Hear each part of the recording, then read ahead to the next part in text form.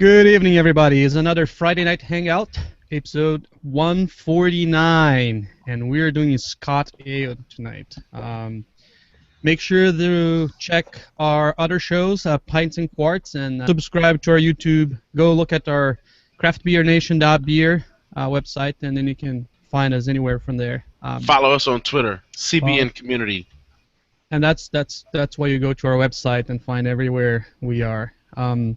So thanks for being around. 149, look at that. I think from this folk, Chris is probably the ones who's been around on Friday Nights Hangout the longest. So I have a bunch of friends here tonight, and Chris Phillips, Randy Gardner Jr., Ricky Potts, and Tom Snyder. Surf Bomb, look at that. How y'all doing tonight? Good. Awesome. You guys got a great week? That was a trashed week for me, man. I'm so tired. I deserve my paycheck this week. I'm telling you. You earned it finally. I did. Yeah, because normally I don't. Don't say that. This is being recorded. He's just being honest. I'm being honest. Yeah. Yeah, that's awesome. Life is good. I don't have everything. It's not as good as I want, but probably much better than I deserve. So I go with that. Could be worse, man. Yeah, it could be worse. So look at that, 149. Next week we're gonna do barley wines, 150 Friday night hangouts. That's crazy. Yeah, that's awesome. I did not ask for. I didn't know there was a beer style tonight. Apparently, I haven't watched the show in a while to realize you guys did beer styles on your show. So I'm just finishing up the barley wine for next week. So I'm just. I'm on the next week. So excited about next week. Yeah. I picked up that same bottle earlier this week, Chris. Just because. How much was it? Affordable. I don't know. I figured their bombers are always super cheap, so I was like, I'll pick it up.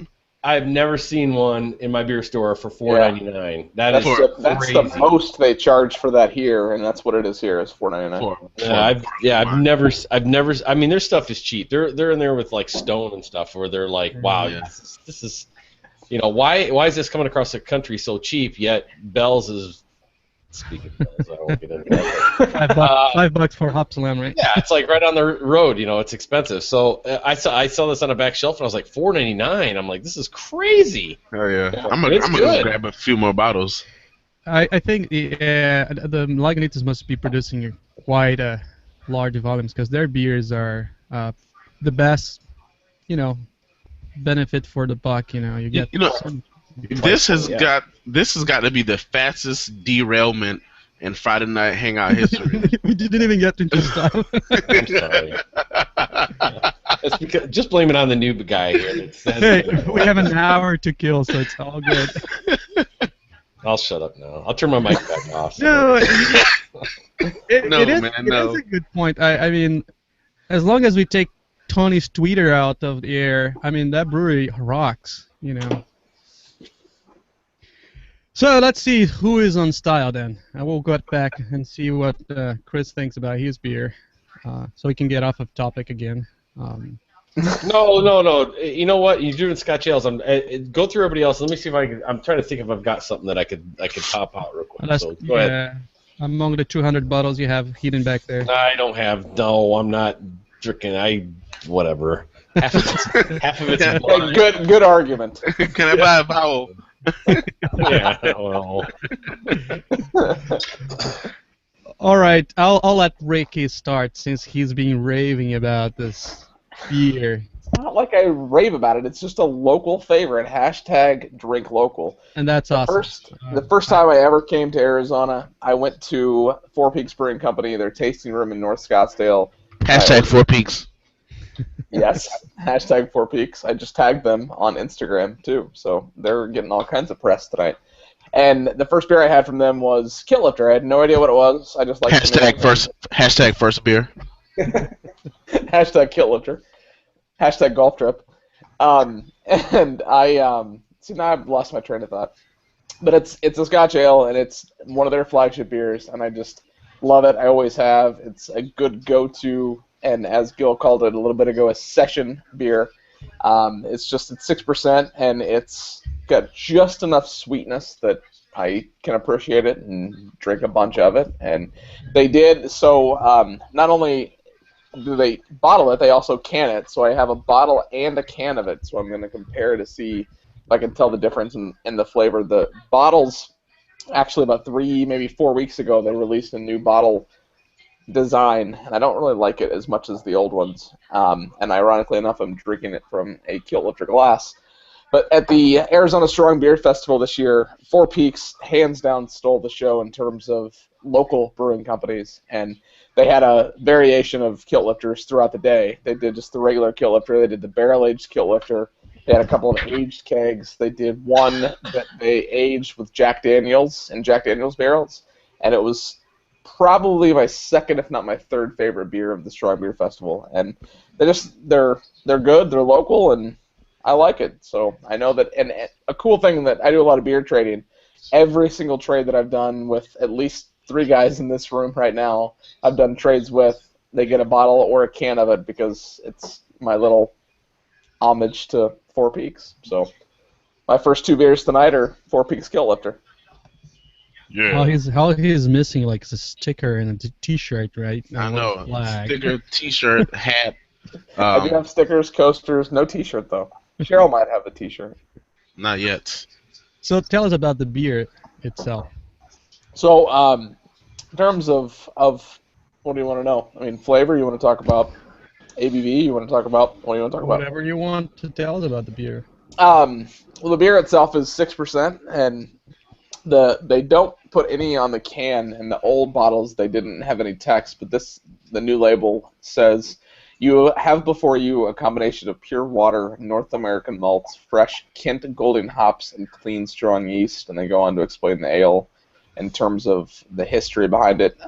Again, it was one of their first beers that they brewed when they first opened, and it's I love it. I don't know, like, and it's always on tap. So they, especially at the North Scottsdale location, they'll have 3 or 4 beers that are always on tap, and it's usually their flagship stuff. So they've got an oatmeal stout that I actually don't like their oatmeal stout. They do a peach ale that is in the middle of the summer. Tastes like soda pop. It's so just smooth and crisp. They do a beer called Sunbrew that is a Kolsch that is really good. And Jeffrey Davis was actually in Phoenix today, I believe, in the airport, and he tagged me on Google Plus that he was drinking a Kilt Lifter. So he appreciates the beer itself. And Gil, are you drinking it right now? All Is that what right. you Since got you in your don't want glass? to talk about, since you don't want to talk about what it tastes, let me do it then. Yeah, You that'd be better. around- I like it. Beating around the bush. So I got a Kilt Lifter in a can, and you can see it's kind of this umber into kind of brownish color. I got a little bit of caramel on it, but not much. A little sweetness to it, but I think for a 6% is a very. I mean, any beer that is 6 and under percent that brings flavor, it's good on my book. So you get a sweetness to it. It's not hot like a lot of the Scottish ale are. It's a little more on the kind of a sweet caramelly side. There's finish, not very bitter finish. A nice backbone. So I think it's a nice beer for 6%. I like it. I'm not gonna come here and say it's the best Scottish ale I ever had, but it's pretty solid. It's pretty good. Well, and one thing the beer gets better as it warms up, so you can ice cold and room temperature, you can get a completely different change in flavor. And because they're so interested in doing barrel aged projects, they use this as a beer that in a lot of their barrel projects because it does pick up different flavors as they age it in different things. And I actually, their regular baseline, just the barrel aged Kilt Lifter, I prefer the regular over the barrel because you don't get a ton of difference in flavor, and it's a little bit more mellow and not as carbonated as this. But I think the only thing I would criticize, there's a little too much of that straw kind of taste. Other than that, that's a good beer. Is it? that Am I comes more in the finish. Go ahead. Sorry. Am I the only one that briefly got turned on because you said Kilt Lifter and then realized, dude, that's a dude? and it's a dude on the label too. Yeah, that's what I figured. I went, ooh, got killed, and then I was like, wait, no, No. you're bad. Yeah, you are. I've got two more that are in the fridge that are chilling for my. I'm just gonna make this whole evening Scottish ales, but I had to start with my favorite local #drink local All Scottish right, ale. you advertisement. Yeah, it's enough. Awesome. I'm happy that you. Yeah, No, that's it. it's good beer. We're picking on you. It is a good beer. So Tom, what are you having? I'm having Innocent Guns rum aged. Can you get that? I don't know. I'm always back-assward on my. Either I'm drunk or you're shaking a lot. Just turn the label a little more. He's got the tremens. There we go. There you go. All right. He, Oak aged. didn't drink enough yet. The rum aged. I got to. Innocent Gun always makes me nervous with those clear bottles, man. Well, no, that's the dark brown one. This is the clear one, which was making me completely nervous. Because I'm thinking, not only is it in a clear bottle, it's being shipped over here on a boat, which probably took 3 months to get here. Yeah, but I don't know if they come in bottles. I think they might just send the kegs and then bottle over here. I would hope so, because when I saw that clear bottle, I was like, oh shit. I mean, it's been on a ship for 6 weeks. It's in a clear bottle. It's okay. I've heard it's okay though. They put it in the back of all the Kia hatchbacks that they ship over here, and they keep the air conditioning on the whole time. That's it. Okay. Hey, problem. So. I've never heard of a brewery shipping kegs over and then bottling over here. All right. Well, I'm curious to know about it. I never had any of their beers. Never. Really? No. I Never. have For some reason, it out of the bottle. never did. As a matter of fact, Tom, is that a clear bottle you're drinking out of? Or you said that's a. This is the rum age, which is a very, very dark brown bottle. They make a rum aged one that comes in a clear bottle as well. Yeah, I've had that before. Well, I think the original one is called oak aged, and that's this clear one here. Okay. And Anyway, I'm sorry. I didn't mean to no, interrupt. yeah, it's all good. As far as the rum aged one goes, which is also oak aged beer, so I'm not really sure which one they're trying to tell you, but it's an unbelievably dark ruby red, and I don't know, I like it. And that's a little bit more of the spicy notes on it than you would expect from an American ale. I'm not really sure what spice it is, but the malts are definitely forward on this. There's no hop in it that I can taste. What about body, mouthfeel? About medium, pretty smooth. Head's real light. It's consistent, but real light. And I'd say like a medium mouthfeel. So is that the name of the brewery, Inns and Guns? Is that the brewery name? Innis, yeah, INNIS, and gun with 2 N's. Right. Awesome. According to Untapped, the only one I've had is their 2012 winter beer. It was an English porter, and I gave it 3.5 out of 5 on Untapped. So it was. I had to grab one of those. So who else? Who else has beer? I'm drinking beer. I'm drinking beer. I'm drinking beer. So real quick before we go along, Innocent Gun, I've had their original oak aged beer. And then he froze. All right, we lost Randy. He's froze. Man down, man down. I think he's just referencing his Untapped. Yeah. And I do have a Scottish ale now. I knew. I mean. All right, Chris, what'd you find?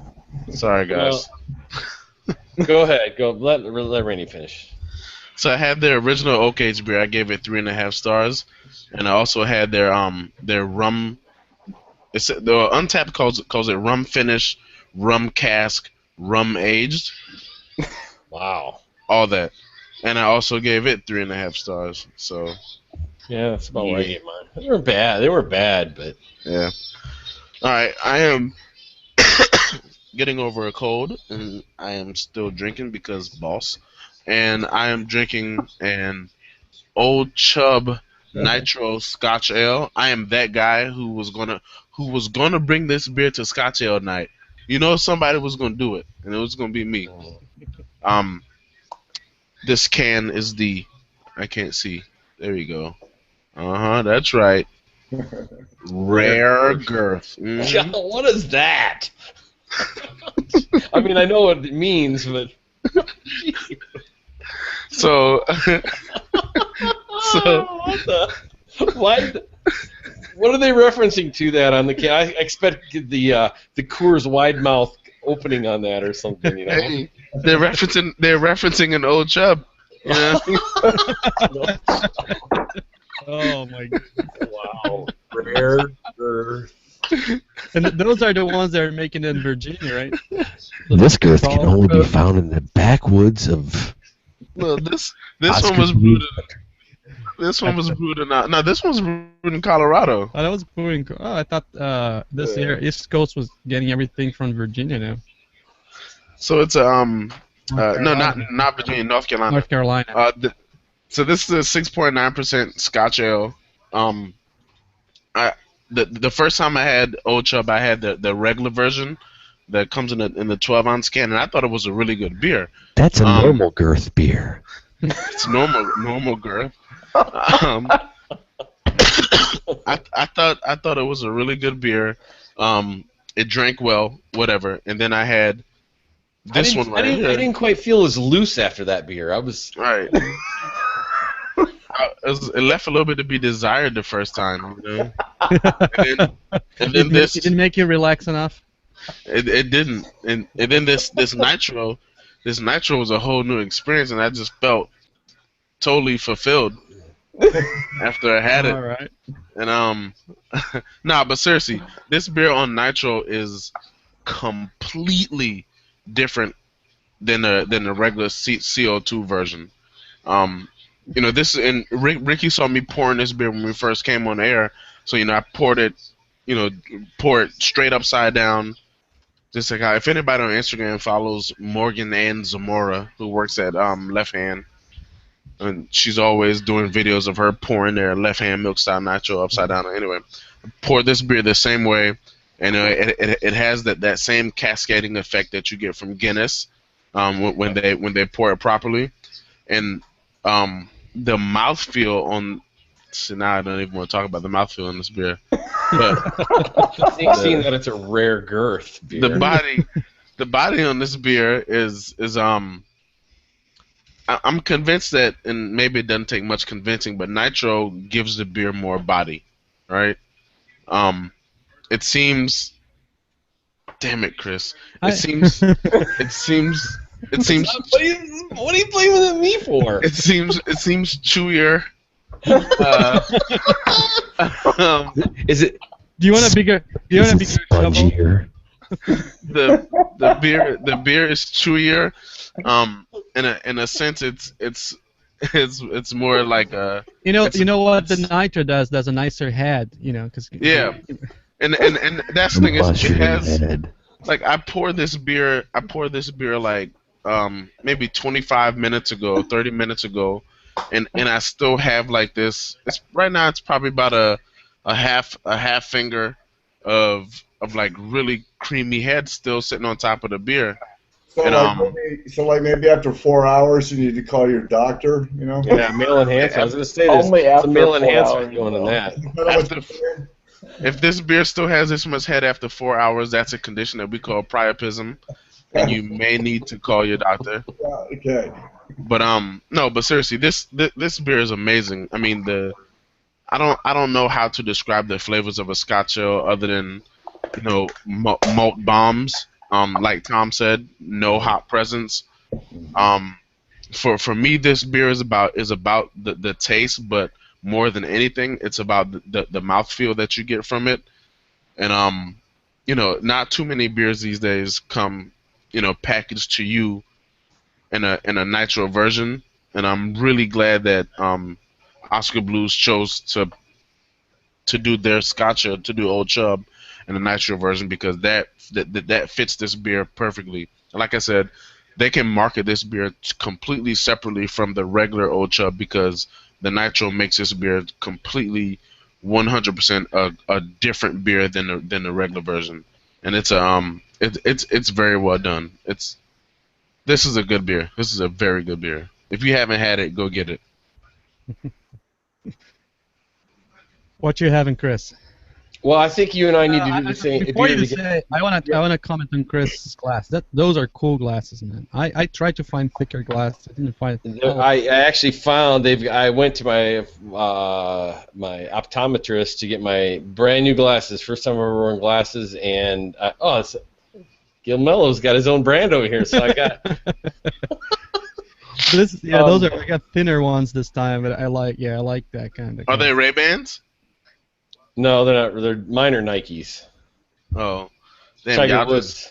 Y'all don't like my glasses? Fuck y'all. No. No, they are Nikes though. But. Mine are Oakleys.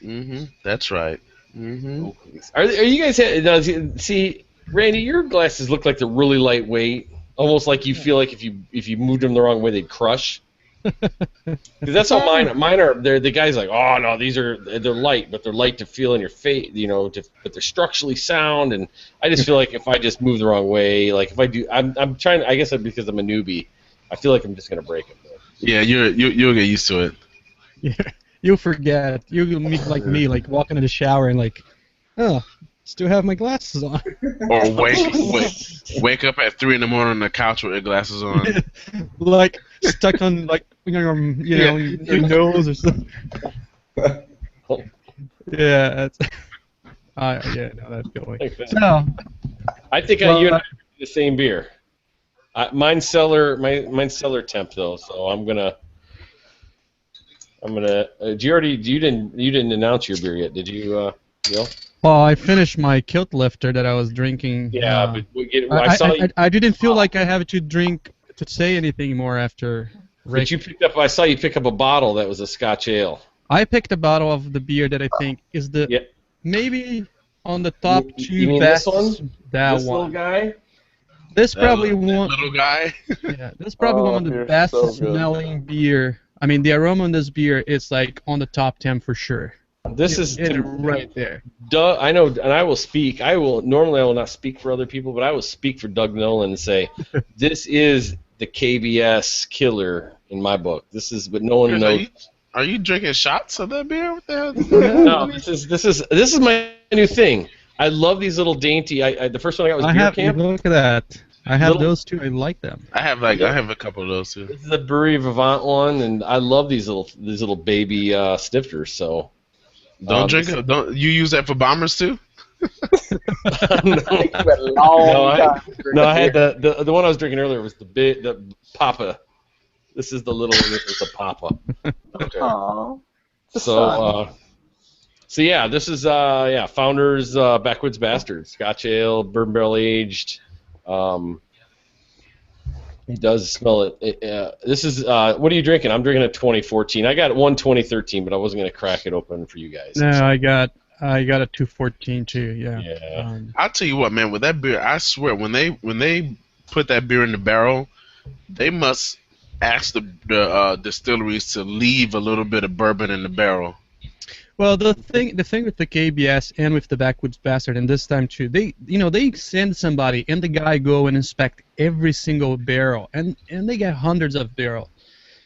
The 2014, what they started about 500 days before bottling, they start the first batch and they keep doing and then putting on different barrels, and then in the end they mix all that, and it's so much work. It's just crazy that the brewery goes for that. Well, and in most breweries when they barrel age stuff, and I want to say most, that could be a percentage could be anywhere in there, but most breweries just barrel age your stuff and throw it in a corner or throw it somewhere in the brewing facility. Founders throws theirs in basically abandoned salt mines on the south end of Grand Rapids. Yeah, well, there's salt mines up there too. Michigan's got a huge salt vein that runs through it. You can drive semi truck inside of those places. Yeah, from the Great Lakes. Yeah. So they may be gypsum up there. I didn't even know they existed until somebody told me about them, and then I found out there's a golf course that's actually runs across part of one of them over on that side of the city, on the south side of the city. So I haven't played on the golf course yet. I want to, but okay. I don't want to.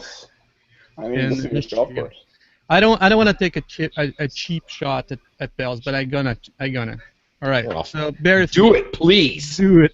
So think about it. That those guys took for the first batch, 500 days before, all the way to the end, barrel aged it, put it in barrel, put it in a truck, drove this truck to a gypsum and a salt mine, left the rest there, picked everything back, brought to the brewery, put it in a bottle, and I got it for $4.50. And wait, hold on, Gil, you're not finished. So they get these barrels out of the mine, then they get a panel and they blend these beers. Yes, they make even blend. Then they bottle it. Then you get your bottle for $4.50. For $4.50. So that's all I have to say. And it's great that you and I are drinking this because it's KBS week. KBS was released this week, so I'm so jealous you were in Michigan. I'm not. I'm not one of those guys that goes hunting for beers. Although those, I don't know if you guys are going to mention it, but those of you that are near our area over here in the Great Lakes area, Dark Lord Day tickets go on sale, I believe, tomorrow morning. So. Tomorrow, Chris, have you had it? I mean, I've had just regular, straight up, normal Dark Lord. It was a good Russian Imperial Stout, but it's not worth the effort to get it. I'm from Indiana originally, so I know the whole. I've got a buddy from here that he flies out there every year for it, and I'm like, he got 2 bottles of Vanilla Bean though last year, so like that I want to try, but I've had Dark Lord a couple of times, and I'm like, it's good stout. I thought it was amazing. I wouldn't go for all the hassle, but I thought it was a great beer. I'd rather have an Eclipse than a Dark Lord. Yeah, I'd agree with that.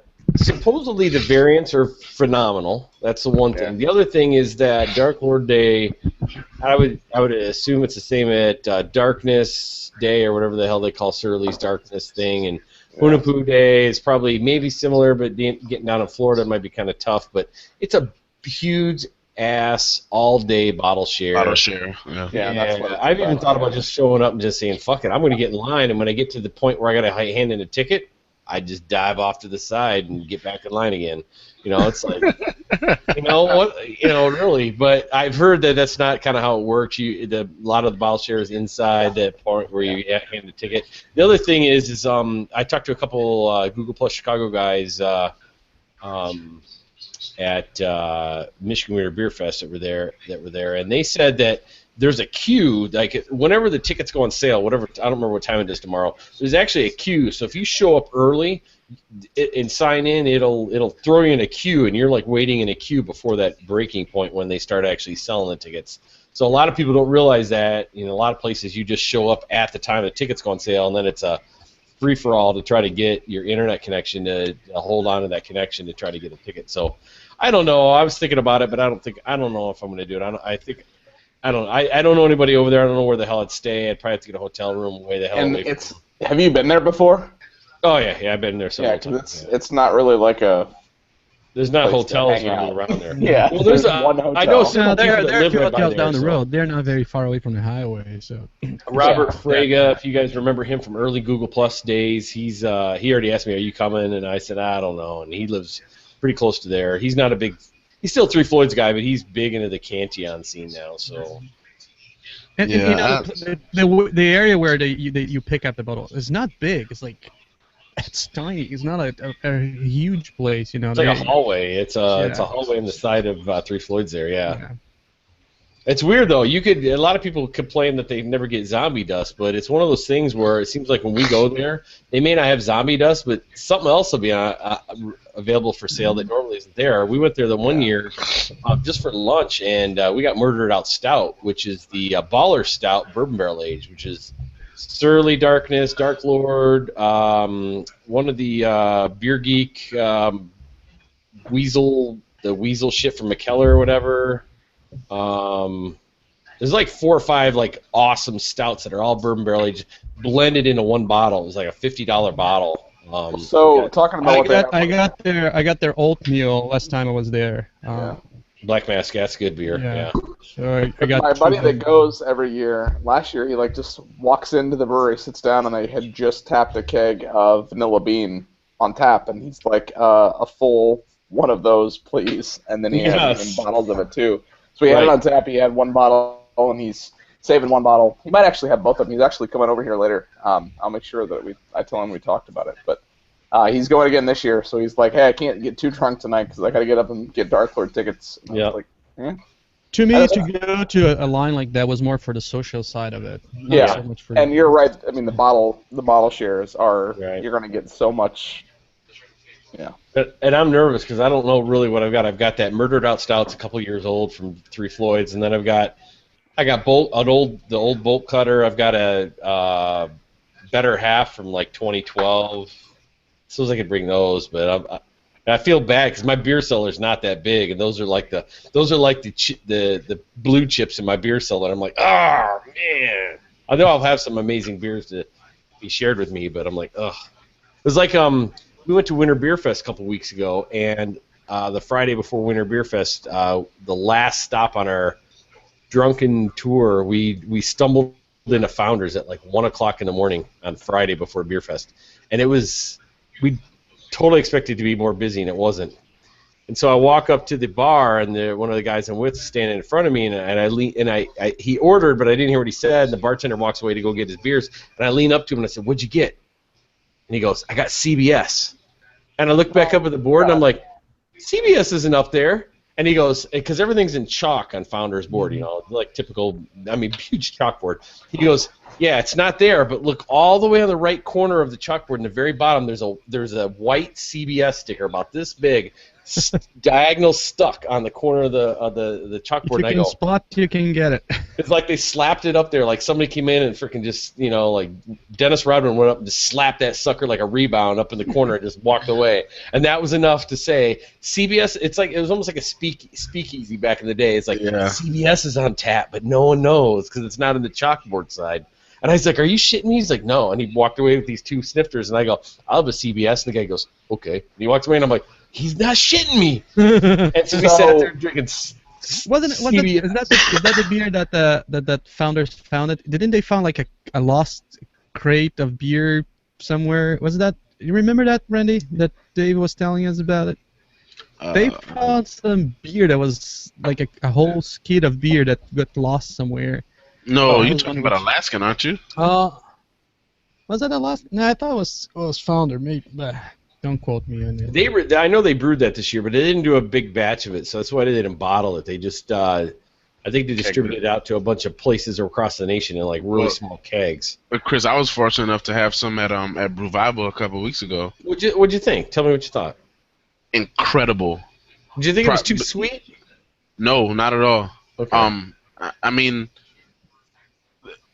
it's in my top 2 beers at the festival. It was, and I didn't even.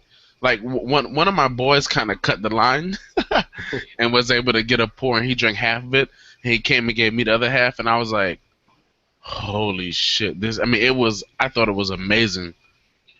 The only other beer that rivaled it was New Belgium's Coco Mole that they randled with, they had wood chips that they soaked in Fireball whiskey and Werther's Original Candies. And so that was the only beer that rivaled CBS. If it wasn't for that randled version of Coco Mole, CBS would have hands down been the best beer. I'm impressed you actually grabbed something New Belgium. I would have walked by my ass New Belgium and kept walking. I knew that they were going to have Coco Mole, and I knew that they were going to be randling it. Okay. So we were actually in the line for Lagunitas, which was right next to the Sierra Nevada table. And there were some people who had already gone through the Sierra Nevada line, and they were like, "Yo, you need to go check out. You need to go get some of that cocoa mole. So we're like, word, all right. So we go and we're like, it was incredible. You know, But I, CBS was I, amazing. I understand why they don't rebrew a lot of those beers, because it creates the myth over those beers. It's such an expectation, and when you brew some beers like that, it's a lot to live up with. You rebrew and then it's all of a sudden it's not as good. That thing that everybody talks about, that great memory all of a sudden goes down the drains if you brew something that was not as good. Yeah. But see, I I mean- wonder if they're going to be brewing CBS again, because I just mentioned in the chat, they just did Blushing Monk again, and it's in the same Well, they did series. CBS again. They're just doing not as just small batch for festivals and stuff like that. Yeah. I know, But but I like mean- bottle, like Blushing Monk's on the shelf now. I can go with Total Wine and grab a bottle of it. Like, it's not hard to get. So like, I'm not saying that CBS needs to be that, but 20, 30 cases or whatever. I don't know. Gil, to your point, I mean, I would like to think that a lot of brewers kind of see that as a challenge. You know what I mean? They brew this beer, and it gets all this acclaim, and they kind of see it as a challenge to see if they can do it again and duplicate the the acclaim that they got on the last batch again. Yeah, but you think about the sexual chocolate barrel aged. Everybody raves about it, but then last year it seems that wasn't that good. I think sexual For me- chocolate is for me overrated, it was man. awesome. Yeah, for me it was awesome. 100%. Yeah, I think love it's it. overrated. Yeah, I don't know. I love it. I like. It's one of the beers that I look forward to get my hands on it. I think, and I don't know this, and I know you guys talked to one of the owners and founders several months ago. But I think what they do is they know when they've got a winner, and Yeah. they've got several winners, and so hey, we bottled this, it blew up. Let's do another batch, but let's do it smaller. Maybe they've got certain areas of their brewing facility where they've got smaller batches. Let's do a smaller batch. We'll just do this in kegs and not worry about the hype right now, with bottles. And, maybe in a few years, like with the Blushing Monk, a few years from now, we'll bottle it again, just like the Better Half. They haven't done Better Half at all, I don't think. They do the old curmudgeon, but they don't barrel age it like they did with the Better Half. So. The thing that I like about Founders is also something that Gil said a while back in one of our hangouts, is that you take the beer that you guys are drinking right now, you got Backwoods Bastard, right? Mm-hmm. And then you take the beer you just spoke about, Chris, Curmudgeon, right? Mm-hmm. And then you take even take Devil Dancer, take KBS. Yep. Like, you take all these beers are the normal breakfast stout, or in itself, Founders Breakfast Stout, and it's then you just take an awesome beer. you take their Imperial Stout, right? I mean, these beers are all different styles, but they are all amazing. So it's like Founders, they don't just stick to one style and do it well. In my opinion, they hit home runs on like 5 or 6 different styles of beers, and not a whole lot of breweries can do that. No, and that's the thing is, I've always said that they're knocking at Bell's back door. I know Bell's has been around longer, but and Bell's, I think, walks around with their chest out like they're their biggest brewery in Michigan, which they are. No, I think I say they're not, but Founders is Founders is Usain Bolt, and Bell's is Carl Lewis. They're both fast. Yeah. Usain Bolt's gonna grab freaking Carl Lewis by the shoulder and say, "Get your ass back, bitch!" You go horse collar. You go horse collar. Horse collar and say, "That ain't illegal in track and field, bitch." But yeah, I mean, Founders has got, and that's the thing. Bell's has got some good beers, but if you went pound for pound, Founders has got them beat. Founders all day long in that. Here's why Founders is. I almost about to say my favorite brewery, but I'll say I'll put in my top 5 breweries is consistency. Of good. There's breweries that are consistent of good beers. Solid beers, good beers. Founders is consistent on their high-end flavorful beers. Yeah. And even their average stuff is so good. It's just when you compare their beers that you might not think so good, you're comparing to their own beers. You're not comparing to something Oberon or something, even their session beer. And I remember I went to visit Chris last year, and then he told me go to this bottle shop. So I'm buying some stuff from Arcadia, and all of a sudden I see like all those beers from Founders I can find home, and they're like, okay, single. I'm not gonna say how much I spent because my wife might watch this someday, but yeah, I just think they're very, very solid. And one of the things, me being a local guy, and I'm not, let's say a couple things here and let it go, but I'm a local guy, and I really don't have, I'm one of those guys that just kind of, I love to float around, and I drink. I'm not. There's some people in Michigan that are Michigan homers and only drink Michigan beers. I'm more of a guy. I want to drink everything that I can get my hands on if I can, and if it's Michigan, cool, and if not, no big deal. But definitely the hype fan base around Bell's is way over the top compared to Founders sometimes. Founders has got some great fans and love their beers, but Bell's could be a proponent of Ferguson, Missouri, and there'd still be fans of Bell's. I know it's a bad analogy, but Chris, I'm like, it's stupid. I mean, but you live in Kalamazoo, though, right? I live in Battle Creek, where Arcadia started from, and that's another thing. Arcadia has now changed their location to Kalamazoo now that they have a brewery there. But I just found that out tonight. I was like pissed off. But okay, so you live in Battle Creek. How far do you live from the Founders from the Bell's Brewery? I drive. It's 30 minutes, but I work at Kalamazoo City Hall, which is 2 blocks from Bell's. Okay, so do you think that it's possible that you're just inundated with Bell's because of proximity? Well, how far are you from Grand Rapids? Grand Rapids is a little over an hour. Okay, but you don't think that your opinion on the Bell's fan base is attributed to your proximity to the brewery?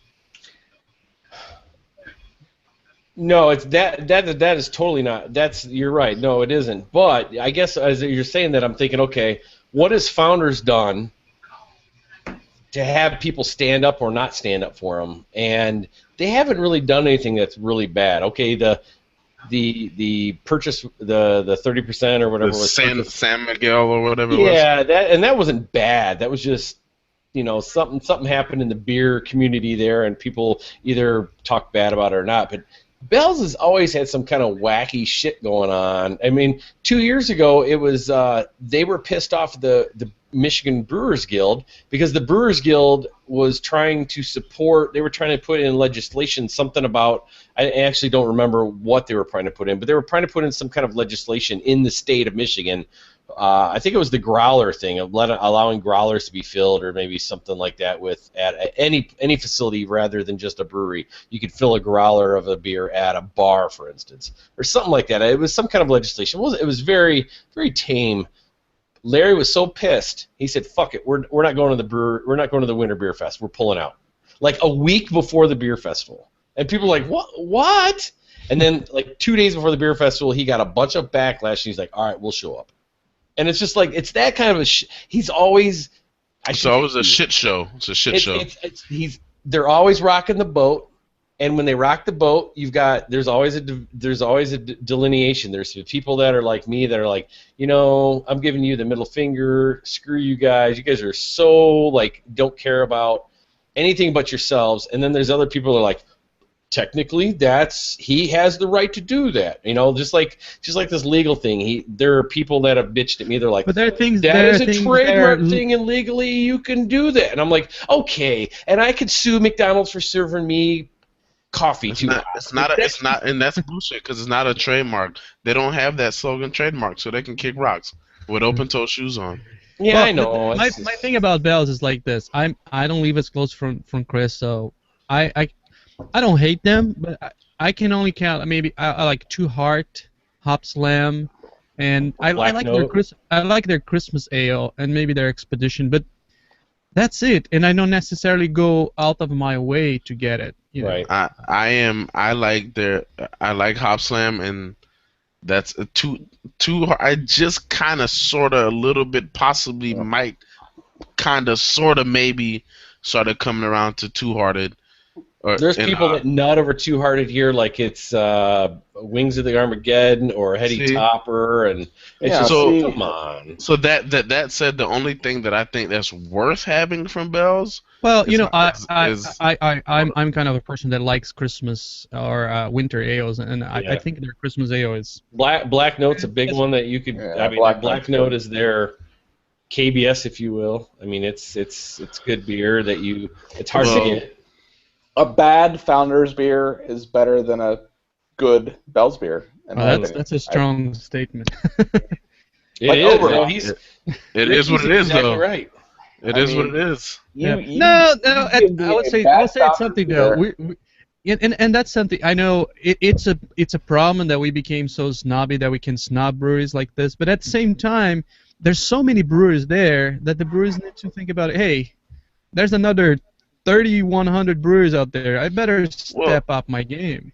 Gil, look, I'll be the first to admit that especially in this case right here, my snobbery is partially fueled by the bullshit that's going on, and like I've never really been a big Bell's fan to begin with outside of Hop Slam, and I kind of started coming around to Two Hearted, and when this happened, I was like, nope. Two Hearted goes right back off the list. They suck. And Hop Slam is good, but I'm not buying a 6-pack. All because of the crap that's going on right now. And I think a little bit of the snobbery is make better beer. And it's not that Bell's makes bad beer. It's just that Founders makes better beer. Let me just get this. This is something that's popped in my head, and I actually don't know the answer to this. Even being a local guy. Can you name the last beer, and we'll use Founders as the guinea pig here, as the what do you call it, the placebo group or whatever, is that the right name? But sure. Yeah, I know. I'm getting off in the. Let's go with it. What is the last new beer? And as I say this, I always think, okay, Planet Series kind of fucks me up here. But what's the last new beer that Bell's came out with that we were like, wow, this is awesome? And then in comparison, what's the last new beer that Founders has come out with that you're like, holy shit, this is good? Because Bell's has a lot of new beers that they make, but they only release in-house. And I've been there, and they're not that good. So I think they're living on these beers that have been out for a long time, re-releasing them, and they're great. Not to say that they're not, but they haven't evolved, over time, kind of like how Founders just keeps evolving. And I have to say, they are not the only brewery that are living off of old times, old time fame. Yeah, there's a lot of breweries living off that, but. Yeah, it's just the way to I know some breweries complain that craft beer fans are unforgiving and harsh, but it's just that's how the market is. That's how the craft beer is. There's people making amazing things. This is like a cooking thing. You go to the better restaurants, and that's the same for beers. But you start making beer that the only thing you think about is eating a Big Mac. I'm sorry. I'd rather have a beer that I think about having a nice filet with it. Here's the thing: if you reserve the right to sue somebody over some bullshit, why can't I have the right to not like you over some bullshit? I mean, I just the way you choose to be an asshole, I can choose to be a snob. So if they want to be an asshole and sue a brewery that makes probably 1/20th of their output over a name that they don't even have trademarked. If they want to be an asshole and do that, then what's wrong with me being a snob and not liking them for that? All right, put the shell down. Don't shit anybody. I'm just saying. To that, Randy, amen, brother. I mean that I just. And that's not only for Bell's. I mean, I think that's true for any you know how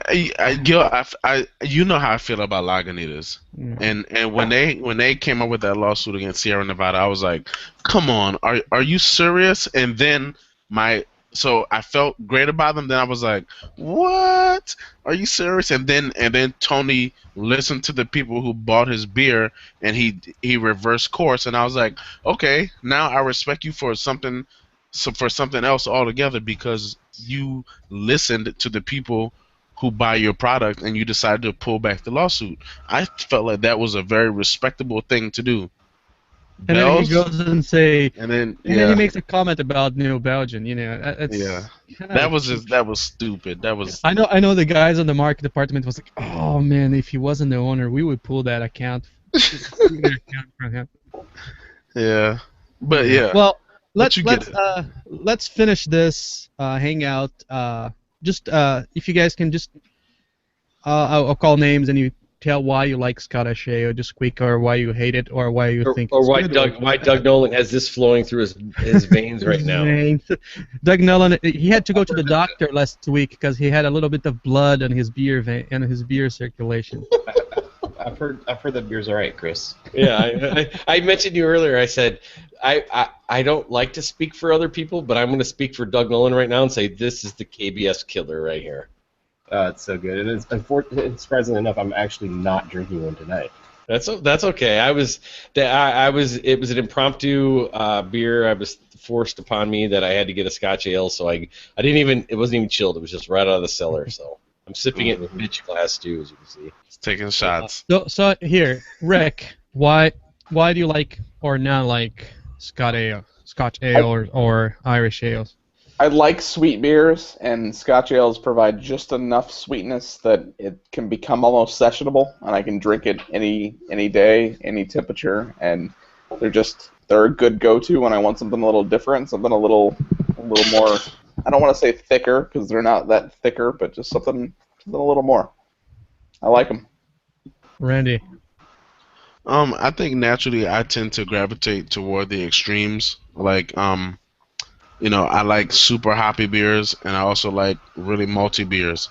Like for example, when it comes to barley wines, I'm not a big fan of American barley wines, but I love English barley wines because they're so malt forward.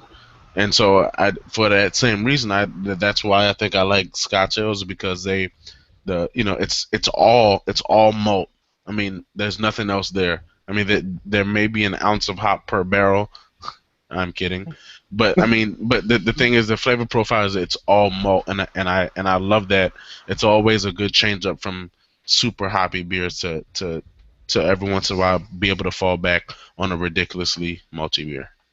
Dougie, the Big Daddy Nolan. Congrats, Doug. It's the first time we were seeing you. Doug is a new daddy again, so that's second kid, man. You're gonna lose your hair very quick. So how are you doing, Doug? Not too bad, not too bad. I've been meaning to get on here earlier, but I was feeding the little one, so. Breastfeeding him? Yeah. He has the chops for that. Chris, I have nipples. Could you milk me? So there's two problems here. One, I'm in this nightly show. Two, Randy started it off with his rare girth. Yeah, so I just screwed the whole thing up with his rare girth beer. So, well, I was drinking the what's their session IPA? What does it say on the top? It's Penner. Oh, the Penner. Yeah. I forget what it says on the top of the can, like pass the blunt or pass the something crazy. But back to the topic at hand, though. Like everybody else has been saying, these styles of beers just tend to have that really nice, easy drinking sweetness. Some of them, if you get into some of the higher wheat heavy stuff with the higher ABVs, they may not be as smooth, but you still get that really smooth, sweet, malty, easy drinking beer. And for the record, I'm drinking the one Ricky sent me, the Four Peaks, and it's pretty darn good. See? Told you, Gil. I didn't say. I said I like your freaking beer. What are you blaming for? What's wrong? Imagine if I said it I hated, you would be on my case. What's wrong with you, Gil? If you said that you hated it, I would have shut my laptop. I'm out of here. All right. What about you, Chris? I've never been a fan of Scottish ales. Now, I think that was an early on impression I got before my palate kind of developed over the years. So I need to go back and kind of, taste Dirty Bastard, for instance, unbourbon barrel aged. You throw bourbon in anything, you could throw bourbon in, you could bourbon barrel age my urine, and I would probably drink that shit. Well, unless it's the guys from Kentucky. What's the name of the brewery that I think they just show the Alltech. Alltech. Yeah. Alltech Lansing Distillery or whatever, Alltech Lansing Speakers or whatever it is. Yeah. Yeah. They literally run the beer in the barrel and then out the bottom. It's like a Randall. They randle it through a barrel and say, "Yeah, it's bourbon barrel aged." 5 seconds. So I've never been a Scotch ale guy just because it is kind of sweet, but over the years, that's my palate's developed, so I need to go back and visit that. But for instance, this beer that we're drinking tonight is great, but you're not tasting the sweetness there is kind of masked or blends in with the sweetness from the bourbon on this. So bourbon barrel just takes over that, and there's not much I can say about that. Awesome. Gil? Well, no, we have Ashley. Ashley, look at that. Hello. How are you doing, Ashley? Can you hear me? Oh, Yes. yes, we can. Hi. We can. I have a brown ale. Well, tell us Do why you like don't Scotch ale, Ashley? I love Scotch ale. Why? I like malt. Malts was my first love in beer. Founder's Dirty Bastard was probably my first favorite. Awesome. I love it with blue cheese. If you've ever had Founder's Dirty Bastard and blue cheese, really awesome pairing. Not something you'd probably think to pair, but fantastic. I'll pair anything with blue cheese. Yeah, that's Heaven. true. That's a good point. All right. Well, to me, Cheese. yeah, I have two reasons. I have many reasons why I like Scotch ale, but I'm gonna give you two. Backwood Bastards and Old Chub on Nitro. That's all I have to say. Yeah. 2 examples. Well said. So, if you like Scotch ale or not, for the 2 viewers tonight, thank you for. Gil, is that really all you're gonna say? That's all I'm gonna say. I need no more reason to love Scotch ale. He's like, what the fuck? No, I like malt forward beers, right? I've been learning to drinking more IPA. This last year has been a double IPA year for me. I was ever against the flow about this whole thing about Heady Topper, and the funny thing is I got people sending me Heady Topper and other stuff, and I said that's funny because everybody's fighting for it, and I like more malt forward. But this was a nice year. I really have a new appreciation for IPAs and double IPAs. But I like malty stouts and Scotch ales. I like the flavor. I like when they are paired with oak. Just makes everything better. So I just love different from most people. I love that hint of sweetness into the beer. So you made me talk too much now, but yes, I love Scotch ale. I like the variety too. I mean, I try not to drink one style. I think I try to get a little more broad, but that's. Did I mention I love bourbon barrel aged beers? Yeah. Oh, drink it, damn it! Yeah. You sound like the devil. Dark Lord. So yes, I love Scotch ale, because of that sweetness that most people complain about it. And when something like Backwoods Bastard, just the aroma alone is, this is one to me. This beer from Founders is probably one of the best smelling beer.